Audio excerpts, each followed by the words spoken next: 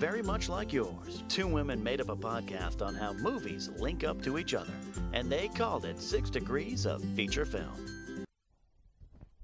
Hello, everyone, and welcome to the 6 Degrees of Feature Film podcast. I am Brienne, also known as Miss Movies. And I'm Stacey Howard. Hey, Stacey. We're just honoring some veterans today. Yes. And where else can you find a podcast where two women are going to be talking about war films? Not a whole lot. Probably pretty limited. Very rare. That's what we're going to be doing today. Actually, today it's kind of different in that way that we're talking about all war films. We're not... Right. They're all linked to war. Mm-hmm. So maybe we'll have different like kind of offshoots, but overall it's just war. That's just it. war. War, That's man. it. What is it good for? Ha. Wah. Ha. Ha. All right. Good. So That was our version of singing this time. I feel like I haven't seen you in a while, but I know. have I? When did we? I don't know. Stacey was supposed to go with me to WonderCon, and then I know, I missed it. We're going to have to talk about it after the Well. episode. I really missed going with you. you could probably catch up on what kind of shenanigans happened with me with WonderCon if you check out Geekscape's podcast. Stacey and I were on it recently, and I'm sure that I ran down some things that happened that were quite interesting. I'm sure you did. So check that out. Hooray, hooray. All right, ladies and gentlemen, let's get into our feature film, which is Black Hawk Down, which came out January 18th, 2002. Technically, it released on 4 screens December 30th, 2001. So it was considered a 2001 film. Mm-hmm.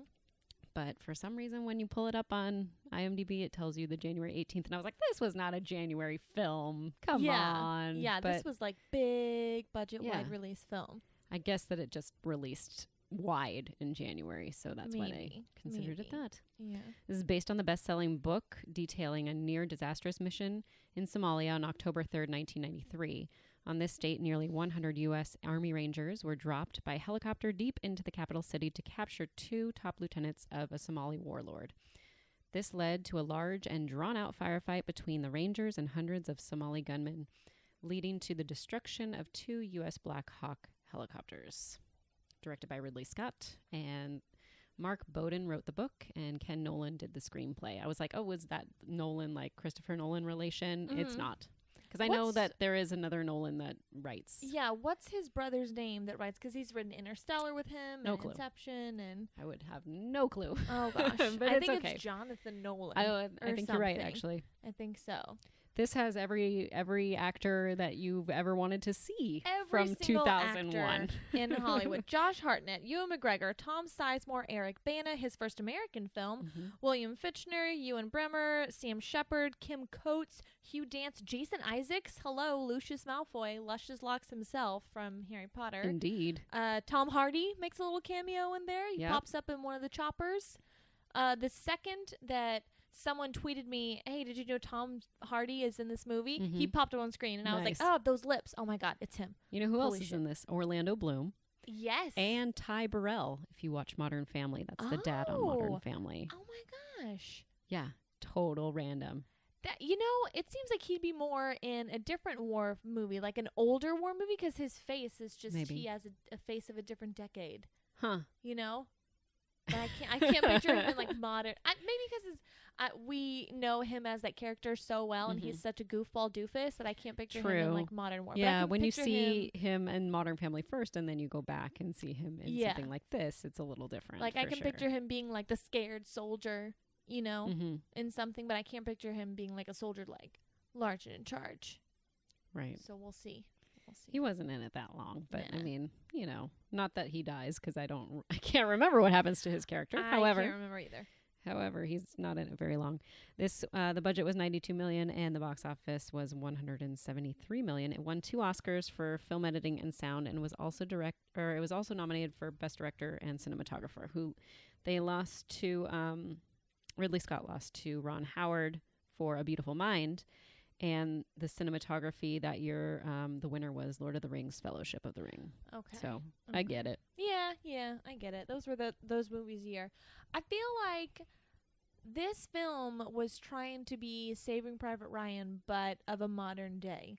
You know, I know it happened in 93 and then it came out in 2001, but I feel like they were trying to do that same Like, this is war. Shit goes down. This is the reality of it. This is a real life account, whereas Saving Private Ryan is a fictionalized account of real events. Right, but in both of them, the veterans of that war have come out and said this is incredibly accurate as far as what happened. Right. And so I just feel like, I don't even know if that's what they were trying to do, or I'm sure they were trying to make it as realistic as possible. When I was watching it, it was reminding me of other films, and I'm like, this is so...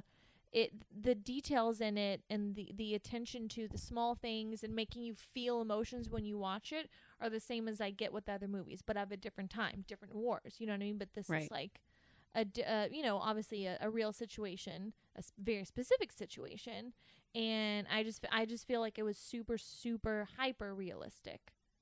And Eric Bana was saying how he, because they went through like training camps and like, intense preparation. Yeah, you got to get ready. Got to get in the headspace. And he was saying how there were times where he forgot that they were in a film. He like genuinely thought that they were. I believe it. In a battle.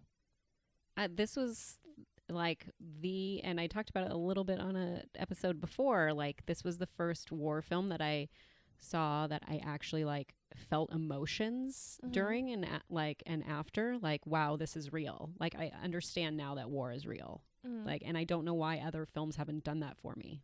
Why is that? Why hasn't that happened? I don't know. You have no soul. I guess. But maybe, and it could be because I'm a mom, you know, that's always another reason, or just that getting older and understanding the world more and just realizing how there are people that put their lives out on the line, like little Orlando Bloom, who's like the little 18-year-old in this film, who's just ready to go. And it's just like, oh man, there are kids out there that are out there right now.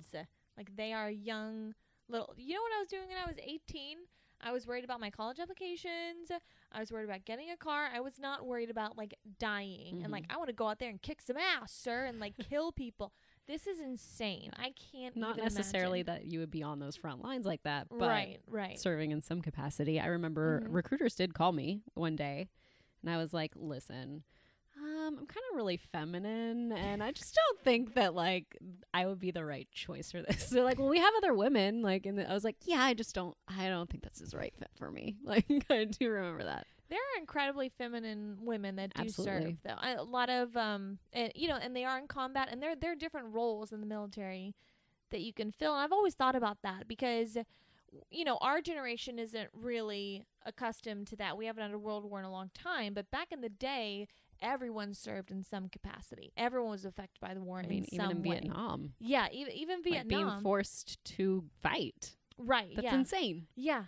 Yeah, exactly. Or like, back in the day, like, moms, daughters, sisters, whatever, would be like, okay, I'm going to sign up to be a nurse and I'm going to serve in the war. And they had no wish to be a nurse. That wasn't what their career path they wanted, but they were like, it's wartime. Everyone serves, everyone sacrifices. We got to go. And so that's what they could do to be a part of the war. You know what I mean? So it made me think about just all the different kinds of ways you can serve your country. And do you feel like this is an action movie first and a war movie second, or a war movie first and an action movie second? Oh, shit. That's a good question. Because I feel like this is like, as soon as that first Black Hawk is down, it's like, that's it. Like, it's nonstop action the entire time. And it's like the adrenaline is running.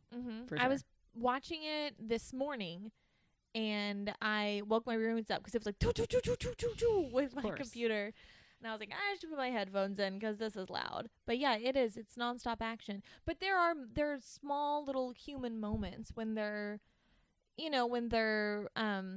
messing about, or when you see, like when they're in the lunch line, and then someone cuts ahead and they were like, he hasn't eaten in like 3 days. Let him go, man. And he has like the gun. You could tell the guy's like out of it. He's like freaking out, but they were like, no, let him go. It's fine. Like where you see the repercussions. Like, they don't really show a lot of time. They might show an incredible action scene, but they won't show like the after effects of it, like days later, and how those people are dealing with it. And I liked those little moments in this movie.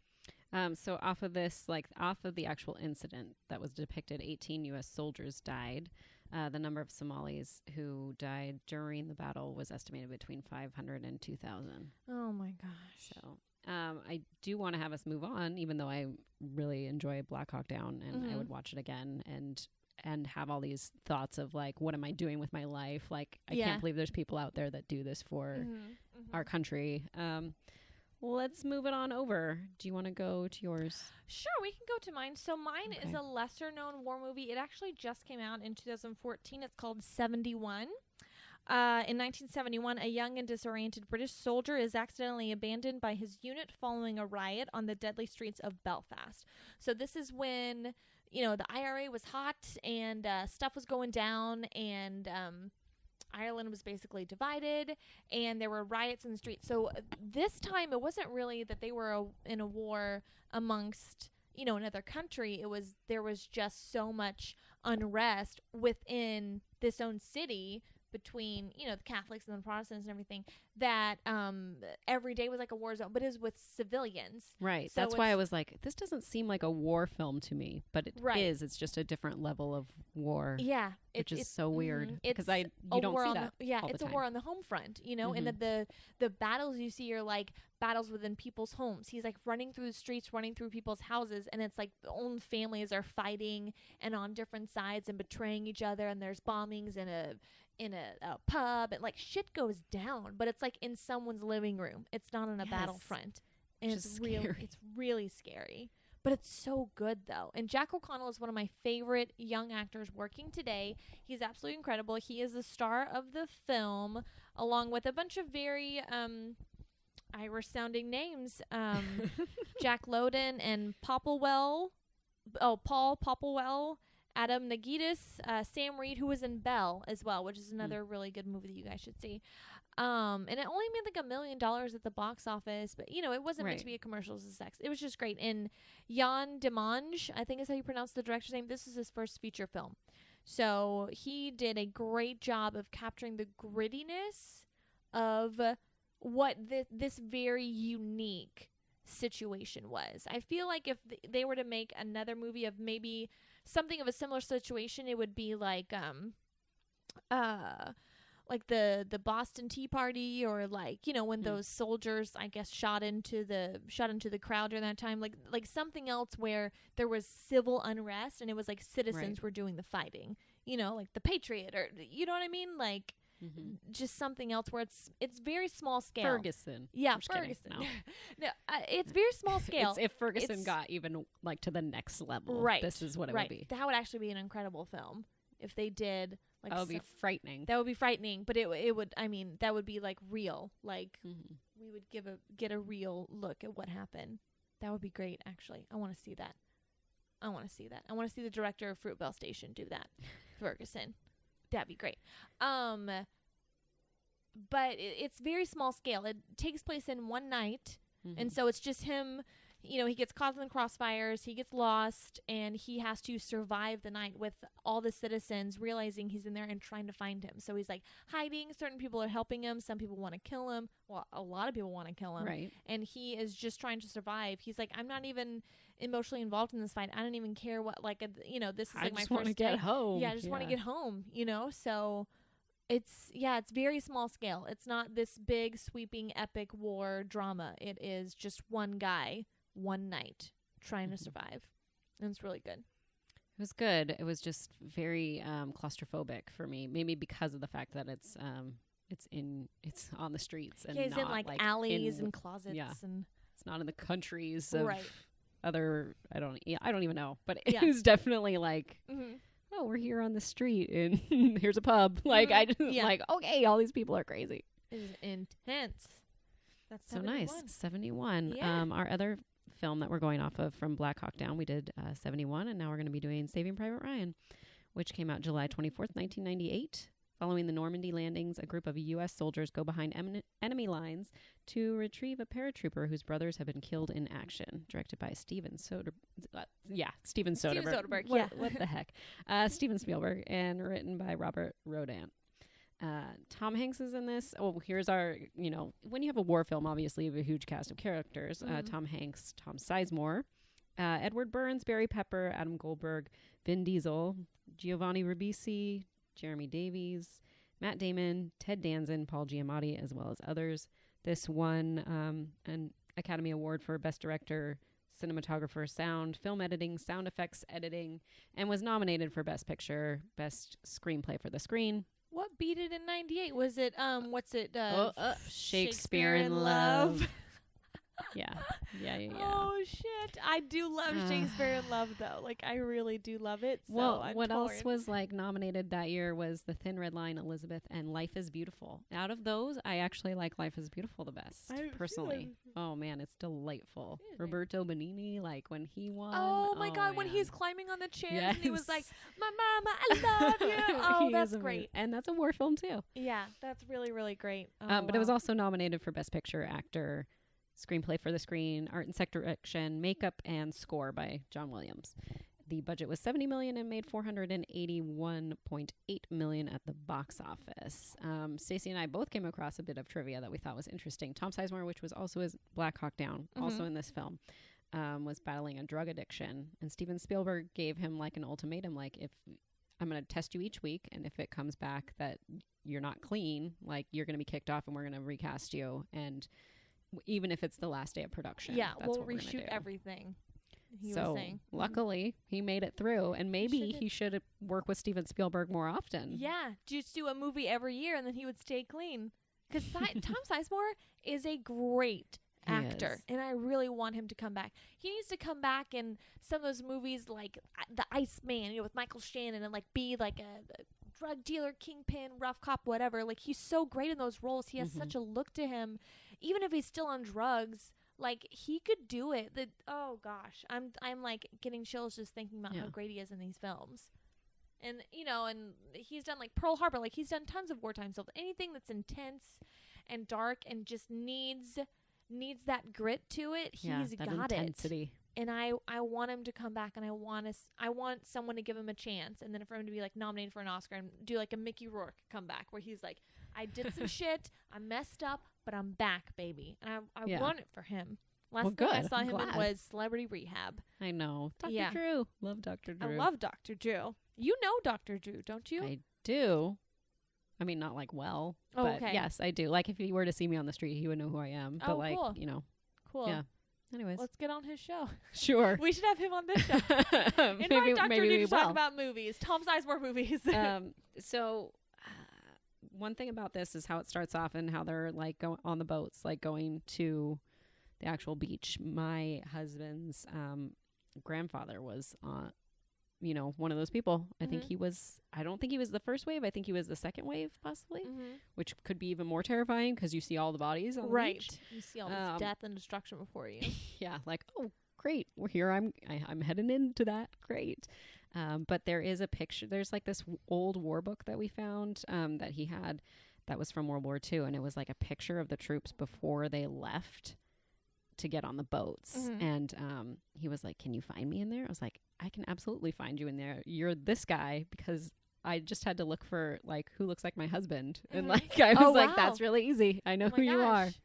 That's so it's pretty crazy. I'm like, oh man. The opening scene to Saving Private Ryan, just the shaking of the hand. The shaking of the hands, and you see him take a swig of water, and then you so they're scaling back, and of course Tom Sizemore is like just chilling. He's like smoking a cigar or something. He's just like he's seen some shit. He doesn't even care. Several people throw up. So as they're like panning back, you see each man's different reaction, and it's so incredible. And they switch between different filmmaking tactics. So they get off the boats, and then they'll have like the cameras dunking in the water and coming up and dunking, coming up, and then it's like shaky cam, and then it's like POV. Like they go to show you all the different scenes and aspects of this. It's one of the best scenes in a movie ever. It's so good. It's so real. And like I was talking about, the real veterans of this war have said how hyper realistic this is. And one of the, I think in like you know how they dub movies like with different languages for like different countries. So in the German dubbed version of the movie, one of the actors who was a German veteran of the Normandy invasion could not deal with the emotional realism of the film, and he had to drop out and be replaced because he was watching it and trying to do the lines, and he was like, I can't, this is too real. I can't do this. I gotta go. Sad, Isn't that but like incredible, but like crazy. I can't even imagine. Aside from the first scene, where they're going to war, the next part that like really got to me was the urban warfare kind of like 71 when they're like Mhm. in the actual buildings and like you don't know like what's gonna happen. Mhm. I also really liked Barry Pepper. It felt like this was kind of like the first time you see Barry Pepper as an actor for Battlefield Earth, Barry Pepper. I was like, I like that sniper guy. Like, who's that sniper guy? But I thought he was really good I in like this. Barry Pepper. Barry Pepper is in a lot of good movies. He's in the 25th Hour. Like he's done some solid performances. I love him. He's great. He's underutilized He in my is. opinion. He'll never live Battlefield Earth down though. Like he won't. A monster. A Good beast. thing I have not seen that film, so I'm glad. Oh no, it's great. It's really, really good. Oh, Barry Pepper. And I do know that like Matt Damon was cast before Good Will Hunting happened, so I think Steven Spielberg really wanted an unknown to be Private Ryan, but it didn't end up being that way because of the success of Good Will Hunting, and he was like, oh well, we'll keep going with this. Yeah. He wanted like an unknown, like an all-American boy, and Yeah. then he was like, "Whoops, overnight success." Sorry, guys. Matt Damon, he ad-libbed the story that he tells towards the end of the film about spying on his brother in the barn with the ugly girl. Mm-hmm. And then in a book someone wrote, they were talking about how everyone on set knew that it was rambling and not really funny or interesting, but the crew decided that's why it worked, was because it was true that, like, you know, a kid like Ryan, who's going to be a part of this incredible operation, that he would just tell that he's just trying to remember something from home and remember his brothers in some way. So even the story, like, it wasn't like it was a great ad-lib moment. It just felt real for him to talk about. So makes sense. Mm-hmm. Anything else about Saving Private Ryan that you want to share Edward before Norton we was close offered this the up? role of Private Ryan, but he went on to do American History X instead. Huh. And also Interesting. 40 barrels of fake blood were used in the opening scene. Did read that. Yeah. Yikes. I don't know how big like a barrel is, like how many gallons what is if in it's that? like just a little, basically like a Slurpee big ounce or whatever. Maybe that's a barrel Who of knows? blood, but yeah, Good no, times. that it was bloody, it was violent, it was real. I can't even imagine doing that. So off of 71, I brought two other films. Yes. Both of which I really like because they kind of focus on a main character story in the war and how they're dealing with it versus a big, huge, widespread war. Like something like War Horse, you know, where it's got like lots of different people and it's just this huge sweeping thing. These films are kind of like it's one team, one person, one unit's struggle through this war, and really the emotional capacity for it. They're not known for like the best action sequences, but they're known for like their emotional performances. So my first one is Fury. Okay, I have not seen Fury. Okay. So you can tell me about it. Okay, so I saw Fury and I loved almost everything about this movie, and there's one scene in particular that I hated. And then it kind of, not that it was a bad scene, but I didn't like where they went with it. And then it kind of not ruined the movie for me, but I was like, if they had done this different, I would have been like singing its praises. But then I wish they would have done something different. And it has to deal with women and how women are treated during wartime. Okay. So I would like to talk with you about that. Okay. So here's the synopsis. As the Allies make their final push in the European theater, a battle-hardened army sergeant named War Daddy commands a Sherman tank and his 5-man crew on a deadly mission behind enemy lines. Outnumbered, outgunned, and with a rookie soldier thrust into their platoon, War Daddy and his men face overwhelming odds in their heroic attempts to strike at the heart of Nazi Germany. So basically, in the war, you were kind of given a team, a little squad, and you have your tank. And their tank was called Fury. And you it's this tiny little compartment. So you spent months, probably years, with these men in this little bitty tank. That was your world. That was your home. Yeah. That's where you lived. That's where you died. That's where all the shit went down. And so you were like in a foxhole together, quite literally. And they end up, you're introduced to them. The opening scene is, you see the tank go like this, and Brad Pitt's character jumps off and just like stabs someone in the neck, and it's like a morning time. It's kind of misty, and you're like, shit, this is like it immediately goes into the violence, and it's so good. And then you see these men kind of going on little missions, traveling across the country. And you see that they're ruined men. There's no way they're coming back. They've been together since Africa, basically, where, different part of the war started, and now they're here in Germany, and all their humanity is lost. I mean, they have nothing of home left of them, really. Sad. It's really sad. It's really intense. But so they go into this little city and they find this beautiful like townhouse. And so they kind of stop and they're kind of raiding through it. And they kind of have a moment where they try and remember what it's like to like sit down for a meal, be a civilian. And so they're like, you know, washing themselves and getting dressed and kind of like straightening up, and they set the table and everything. And then they notice that there's women. There's like a niece and an aunt or whatever. Is this the scene? Are we getting to the scene that you wanted to discuss? I'm going to get into it because I really do want to talk about why I didn't like it. So they notice that there's women in there. And Logan Lerman is, he's the young soldier. He's a rookie. He's totally green. He hasn't killed anyone yet. It hasn't affected his mind yet. And he sees this beautiful young girl. And at first the women are very, very scared. And then Logan Lerman is trying to talk to the girl. They do not speak the same language. They have nothing in common. They don't know anything about each other. And then they end up, and then Brad Pitt's character is like, that's a good, clean girl in there. If you don't take her, I will. And it's basically like, that's a pretty girl you find in wartime. You take advantage of that, you know, young sir. And so they kind of cut away and they don't show the love scene, but you know that's what happened. And then it's like, and then the men sit down and the women sit down with them and they all try and have a meal. And the men like they don't know how to like use silverware, and they start talking about guns. And then John Barenthal's character like maniacally starts laughing because he can't handle that it's like a normal situation.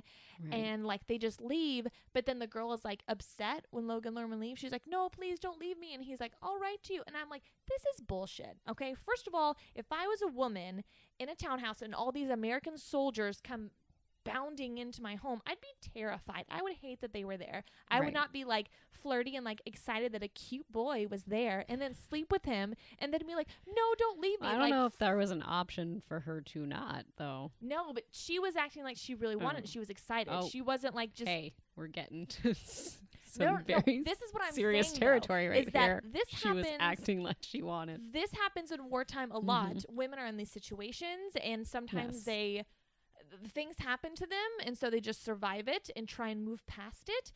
And they're this, you know, it's just the reality of war. But then they were the direction in this scene was that, oh, it's this cute boy, and she's like super like shy but like cute and like very excited to talk with him. They don't even speak the same language, and then it ruined it for me because I'm like, this happens so many times. You know, this is what women who are left behind, and what if soldiers come in and, you know, like occupied France or whatever, like this happens so much, but they didn't handle it right. They didn't have the women's reactions correctly because she was acting like devastated that this young American boy that she met for 5 minutes and slept with is leaving. And I'm like, the audience could have handled it the other way. They needed to, because everything else was hyper realistic. Everything else, the men's devastation, their loss of humanity, everything else was so real, and I was so in it. And then this stupid scene happened, and I was so disappointed and like taken out of the film.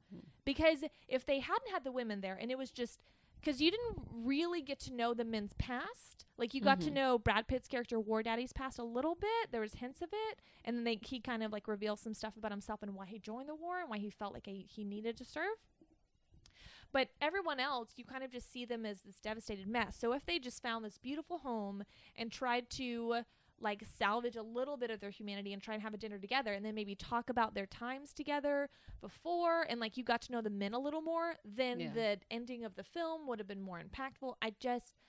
It just ruined it for me that those girls were there. I was like, this is such bullshit. And the way they handled that, like the young girl was like so upset he's leaving, like, no, like, aren't you gonna call me? I'm like, fuck you. Like, I was really, really disappointed that they did that. But everything else was incredible though.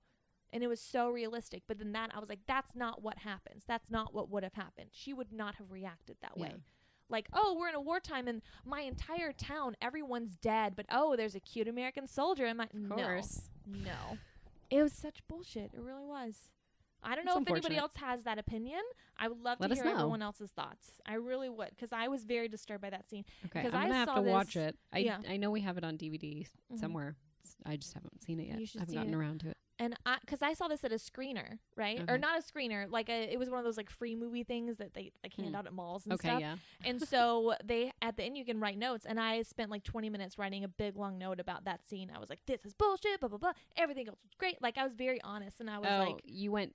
What she means is, for those that don't know, she got to go to a theater to see a movie, and then at the end they like sometimes will ask you for your opinion on your way out. It's a test audience. Yes, screening. it's a test audience. You want to see what so they say. that's how that works, in case you have never been a part of that or don't know what that is. Which, and I don't know if they actually changed it, because I saw it like almost 8 months before it was supposed to come out. So maybe they changed that scene before it actually came out in theaters. So maybe people saw something different. I haven't rewatched the film, like the theatrical release version. Yeah. But the version that I saw, I was like, that scene is bullshit. You guys should take that out or change it. But no. Let us know if they changed it. Yeah, Hopefully I don't know. they did. I don't know. I'm very interested to see what other people say, because they may not have the same opinion as me. But I just thought it was, she would not have reacted that way. Women don't react that way. That actually happens a lot, and that's not how it goes down. So, I don't know. But everything else was incredible. And David Ayer is a great director. I'm really excited for Suicide Squad. And he is a veteran himself. I think he's a Marine or something. So he's like obviously knows, you know, the impact of war and what it does to you. So this was his version of that, what would have happened, you know, during this wartime. So, yeah. Very good. My other film. Do you want me to go to my other film? Yeah, Or do you want to go to your first one? Go on through. So my other one is Jarhead. Yes. Yeah. I recently rewatched this when I was doing the Jake Gyllenhaal like marathon. This is one of my favorite movies. This is a movie that I saw, and during the middle of it, I was like, "Oh yeah, I have seen this film." Oh, really? And I was like, "Oh, that doesn't sit well." Like, if you go like, "Oh yeah, oh wait, oh I know what's gonna happen next." Yep, I saw this. Oh, okay. So, anyways, go ahead. I mean, I liked it better the second time because I actually now like it's fresh in my mind, so I've remembered it. So, she is yawning. Excuse quite me, large. sorry, I yawned.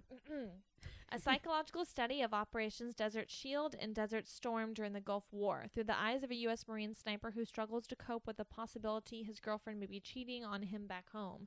So a lot of the film, you see a little bit of, basically the soldiers are kind of going stir crazy because they don't really see a lot of action. They're just stuck in the desert. They're just walking around, hydrating, getting to know each other, shooting the shit, playing like football. Like, they don't see a lot of the devastation, but they do have those psychological effects because they are away from home, they're alone, they're scared, they're bored. There are so many things in this movie, and you get to see the depression and the homesickness that comes with it. And like, it's not only the fact that you miss your family, but you're like, does my family miss me? Do they even notice that I'm gone? And they address that. There is a scene in this, I don't want to spoil it, but basically a man gets a videotape from home and his life is like ruined. Yeah, and that's an urban legend actually. Yeah. Started that supposedly is true. Yeah, started in like the 80s or something. So that's unfortunate. That makes sense. One of my favorite parts of this movie is like when Jake Gyllenhaal goes like to line up for the first time, and then he like does the trumpet thing with his mouth.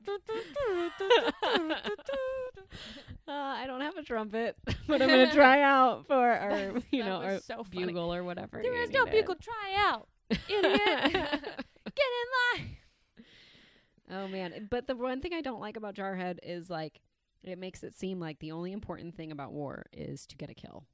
Like, that really bothered me because I don't think that is necessarily the mindset of every person going into, sign up to be on the front lines. I'm going to disagree with you on that point. You think every person is going in thinking I want to kill? I don't think that the movie was about the fact that everyone wants to kill. I think that their thought process was, I've been out here for months. I've signed up. I've sacrificed so much. I need to do something to prove that, I was at war. Like, what was all this for? And so they wanted to get a kill in to be like, because they've been training for that it is ingrained into your mind as soldiers, and especially as snipers. Like, you train every day for this one single second that might happen. So they never got to use their training, and they were like, he was super pissed. So the pink mist. Well, he needed to take his shot when he had his shot. Yeah. And didn't. So there's a hesitation. And Allstate guy comes in and is like, no. Dennis Haysbert. Oh, God, he's great. He's great in this. He is pretty good. His character's pretty small, but he's quite delightful when he shows up. And then Peter Sarsgaard, I love the chemistry between him and Jake Gyllenhaal, I think, is pretty incredible. And then later they became brother-in-laws. That's great. Know. Yeah, it's really good cute. Fun. In the soundtrack, I did like the soundtrack to this. There are some great songs. Yes. Got a little dance parties. They had a few dance parties that looked like they were a lot of fun. They did with some Santa hats. That was great. John Krasinski is in this. I know, and he like made up his own like lines, which is hilarious. Did. I studied classics at Dartmouth. I remembered his little cameo every time. I'm like, that's Jim from The Office. What's going on? They also had Sam Rockwell was going to play Jake Gyllenhaal's uncle, someone that served as a Marine in Vietnam who encouraged him to go into the service. And there's supposed to be a scene towards the end where they talk about that, but they cut it out of the film. But I was like, Sam Rockwell is great. Why don't you cut out? Yeah. Sam Rockwell always kills it in every single film that he's in. He does. He always kills it or he gets killed. Oh, there you go. There you go. There you go. One or the other. Mm-hmm. Yeah. Anything else about Jarhead? No. Okay, so we've done Black Hawk Down 71 and Saving Private Ryan. Off of 71 we've done Jarhead, as well as, what was the other one? Oh, Fury. Fury, yes. And now we're going off of Saving Private Ryan. My like kind of loose link that I am putting out there, that's also, again, we're doing all war, but my thought of after Saving Private Ryan, how do you come home from this? Like, so I chose movies that are like, how do you come home from this war? And the first one I'm going to talk about, which is a smaller film, it's called Restrepo, and it came out August 6, 2010. And I'm going to read like the little blurb synopsis for it, and it's going to be a lot of words that you might have to like be like, what's going on? What do you mean? What's happening? So I'll try to go slow. The film explores the year that an American journalist and a British-American photojournalist spent in Afghanistan on assignment for Vanity Fair. Embedded with the 2nd Platoon, B Company, 2nd Battalion, 503rd Infantry Regiment, 173rd Airborne Brigade Combat Team of the U.S. Army in the Korengal Valley. The 2nd Platoon is depicted defending the outpost, named after a platoon medic who was killed earlier in the campaign. PFC Juan Sebastian Restrepo, a Colombian-born naturalized U.S. citizen. So, lots of words. But basically, they're defending this outpost, and they're trying to be, like, kind of building it up as well, is what my understanding was. And it's supposed to be the most dangerous spot in all of Afghanistan. Oh, wow. So these guys are in it. This is a documentary. So the directors are Tim Hetherington and Sebastian Junger, and I'm sure I botched those, and I apologize. It was nominated for an Oscar for Best Documentary Feature. It lost to Inside Job. Another one that was nominated that same year was Exit Through the Gift Shop, which I did see, and I also liked. That's about Banksy. The co-director of Restrepo, Tim Hetherington, was killed on April 20th, 2011 while covering a conflict in Libya. That's the American journalist.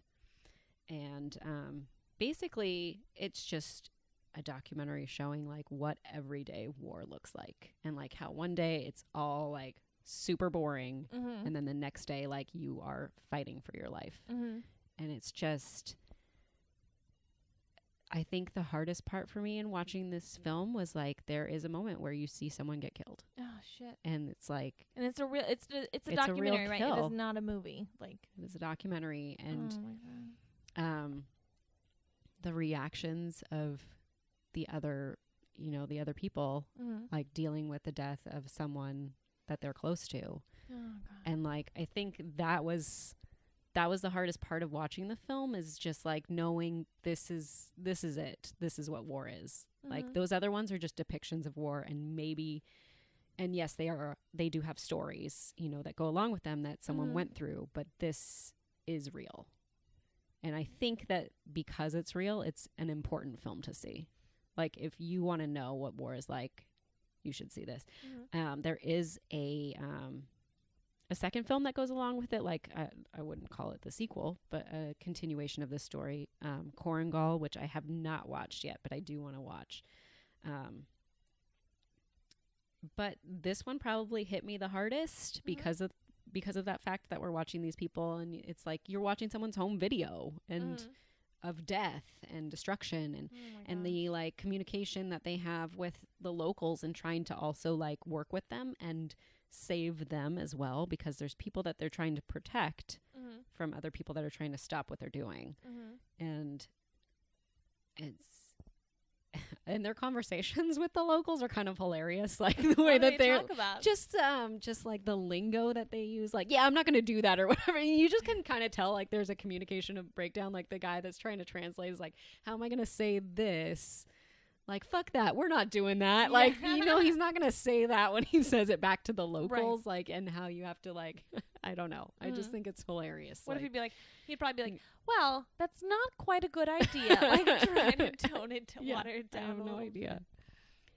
Anyways, let me give you just a few other information. Restrepo received the Grand Jury Prize for Best Documentary at the 2010 Sundance Film Festival. The film received a certified fresh rating of 96% on Rotten Tomatoes. The consensus states, forsaking narrative structure for pure visceral power, Restrepo plunges viewers into the experiences of soldiers on the front lines of the Afghan war. That was by Roger Ebert, who awarded Restrepo 4 out of 4 stars. One question that I have, like, after watching this, and like my main link is like, how do you come home from this? Like, how does that happen? Like, how do you go back to regular life? Right. And I think that's the struggle. And that kind of comes with my next film, which also goes into that struggle, which is American Sniper. Okay. So my next film is, we're going to get into that right now. American Sniper, which came out January 16th, 2015, was obviously released before that. Navy SEAL I can't speak anymore.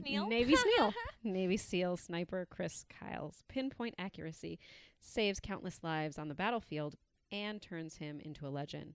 Back home, his wife and kids, after 4 tours of duty, however, Chris finds that it is the war that he can't leave behind.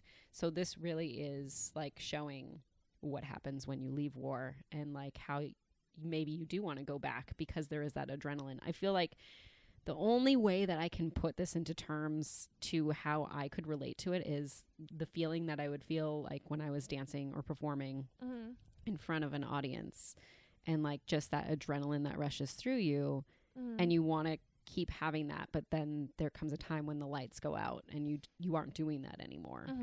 And how do you get that high back? And I think that's when a lot of people maybe soldiers will either go back and do another tour, or maybe they'll do something even darker and turn to drugs or things like that, because how else do you get that high of the high that you felt when you were on the front lines? But anyways, have you seen American Sniper? I have not. No. Okay. No. Directed by Clint Eastwood and written by Jason Hall, and Chris Kyle also wrote the book. It stars Bradley Cooper and Sienna Miller, as well as countless other people. It won 1 Oscar for sound editing. It was nominated for Best Picture, Best Actor, Adapted Screenplay, Film Editing, Sound Mixing. It lost Best Picture to Birdman. The budget was $58.8 million, and it grossed $547.4 million. So Bradley Cooper is amazing. Like, this is the movie that he shines the most in my opinion. Like, I feel like coming out of this, I was like, I feel like I really know that person. I feel like I really know Chris Kyle through him. I didn't see Bradley Cooper at all in this film. I saw the character of Chris Kyle. It just shows the struggle of being a soldier and coming home and then trying to go back to civilian life. And then this movie really needed like a 4th act. Like that there's some, like, I had no idea. I don't know anything about Chris Kyle going into this film. So I had no clue what was going to happen. I knew it was based on a book, and that was it. That he wrote himself. And you get to the end and it's just like words about what happened, and then it shows like videos of the real people and things like that, and I was like, what just happened? And where's the rest of this film? Because this is the part that I also want to see as well. Like, I want this story too. And so those people that know what I'm talking about, it's like, what did happen? Yeah. I mean, it because like just cuts it off. I mean, it tells you what happened, but it cuts it off in a way that you're like wanting to know more. But I think that the estate wanted it that way. Okay. So yeah, that's you just gotta how go it with goes. because the movie is based off of his book that he wrote, Yes. right? So then the last part of that, what happens after the book, is what happened in Yes. real life, and Correct. clearly he can't tell that story. Yeah. So yeah, I guess they just kind of tacked that on to the movie. But yeah, Right. it would have been interesting to see that portrayed. Mm-hmm. But yeah, it might have been too, because the wife was very close with the cast and crew, right? And she would, tell them personal information and lend hints and Right. give guidance and stuff. She went with him to the Oscars, I think, so she was there and took his medals with her and everything Right. like that. So yeah, the estate was very involved in the movie, I think, is what I heard. Mm-hmm. I'm gonna have to watch it now. Yeah. So, anyways, that's basically the only thing about American Sniper that I was like, that you did not do that well was there was like a robotic baby. Yeah, It was not good. there was Not a fake good. baby, and Bradley Cooper like moved his arm Yeah. with it the was, thumb. no, And Bradley Cooper and Sienna Miller have both been on talk shows and been like, Mhm. listen, I know the baby looks dumb. They like will laugh about it and be like, I know. Because at first they were going to, why didn't they just get, I guess a I real don't baby is like know. hard to deal with. But then they were going to like CGI movement in the baby. And then Bradley Mhm. Cooper was like, no. I'm going to save you guys like $100,000. Watch what I do with my thumb. Look, baby's arm is moving. And so he was like, I'm going to save you guys money. I can do this. Oh man. Anyways, that is our war films. I definitely have a few things that I want to say before I start closing the episode out, but I hope that we'll do this again, mainly like maybe close to Veterans Day or something like that, because I definitely want to talk about I want to see Korengal and I want to talk about that, but I also want to talk about the Pat Tillman like documentary as well, because I grew up knowing the Tillmans, and so that's like a story that's kind of close to not necessarily close to my family, but close to the community that we Mhm. lived in. And so I think that would be really interesting to have your take on it as well. Mhm. So I'll definitely assign you to see his documentary film. Okay. Yeah, and there are so many war films Oh that yeah. are amazing. Yes. We give a huge list, and I was like, should we do honorable mention? And she was like, you were like, no, let's do another episode. So we're going to do another one for Veterans Day, probably. Yeah. Okay. Yeah. That's what we're going to do. Yeah. I'm excited. So here we go. I tweeted out for Movie Link Tweets. I tweeted out, what's your favorite war film? And this is the most response that I've ever gotten for Yeah. Movie Link Tweets. Mhm. So thanks, everyone. I did not put everyone in because there came a time where I just cut it off and I was like, I'm done with my episodes. And a lot more came in. So thank you to those that are not mentioned that Mhm. also. And I don't even know if you listen to this, but hey, if you Hey, do, who knows? great. So JTE, Mark Todai say Platoon, and Mark Todai actually also said Platoon is not only my favorite war movie, but my favorite film, period. Very powerful. Whoa. So maybe we'll have to check that out. Mhm. Jacob Sanchez, Apocalypse Now. Amy Awesome, hey Amy, says Empire of the Sun. Mike Espinoza says Restrepo, Saving Private Ryan, Black Hawk Down, and The Hurt Locker. Austin says Buck Privates. Joseph Kramer, Saving Private Ryan. Nathan Mack says All Quiet on the Western Front. Brian Hurst, Red Dawn. Lyle Morgan says Patton, Saving Private Ryan, and Red Dawn, the original. Travis of Marvel says Saving Private Ryan and Dawn of the Planet of the Apes. Saj says probably Fury, to be honest. I know it's new and I've seen others, but I left that one blown away. Dave Okay. Grimes says Saving Private Ryan. Shidango says The Last Samurai. Nick Rutten, Black Hawk Down. Nick James, Warhorse. Jason Michael, Full Metal Jacket. And Michael Beatrice, Patton. And we're going to link it to Kevin Bacon. So Kevin Bacon was in Mystic River with Tom Gurry, who was in Black Hawk Down. Did There I you go. pronounce that right? I Gurry? think so. Guri. He was Gurry? also in The Sandlot. He's Smalls in The Sandlot. Have you seen Oh, that? yeah.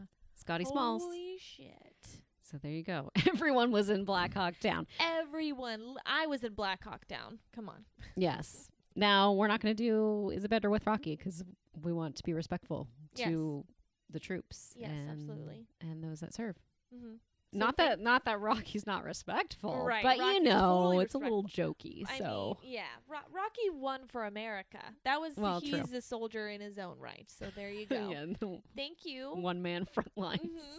Well, thank Yeah, you guys thank for you. joining us. Thank you to the men and women who serve our country and everything you Absolutely. do.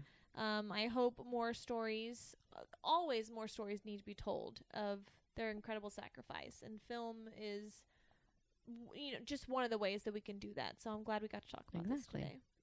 As am I. Yay. So thanks for joining us, everyone. Thanks. We will see you next time. Bye. Bye. Bye. Bye. 6 Degrees of Feature Film is produced by Stacey Howard and me. Special thank you to Ken Knapsack for our intro and Matt Brown for our artwork.